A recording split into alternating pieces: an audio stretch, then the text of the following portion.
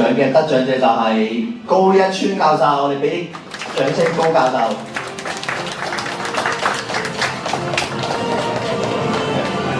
高一川教授為香港大學微生物學系副教授，於20年嚟累積獲得超過6200萬港元外部科研資助，專注於化學遺傳學喺傳染病領域嘅應用，涵蓋新興病毒同埋細菌感染研究，成就卓越。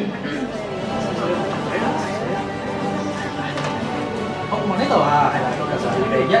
3，多張。好，預備1、2、3，多張。好，預備1、2、3，OK。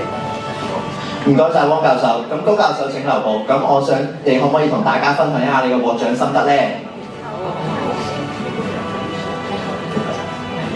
好啊，大家好，今日攞到呢個個人成就獎，我係好激動嘅，因為呢個亦都其實係我哋香港大學微生物學系其實整個團隊咧背後有咗係超過20年嘅工作。我哋一路係希望嚟講咧，係透過我哋嘅研究嚟講咧，係讓到嗰個嘅細菌同病毒同我哋嚟講咧係基本上形成一個嘅共存，就唔需要係去互相去殺，因為咧我哋發覺咁多年嘅研究，當日殺死細菌嘅時候嚟講咧，抗生素咧就好多耐藥性出現，所以我哋一路去研究個方法同細菌共存，用到我哋嘅人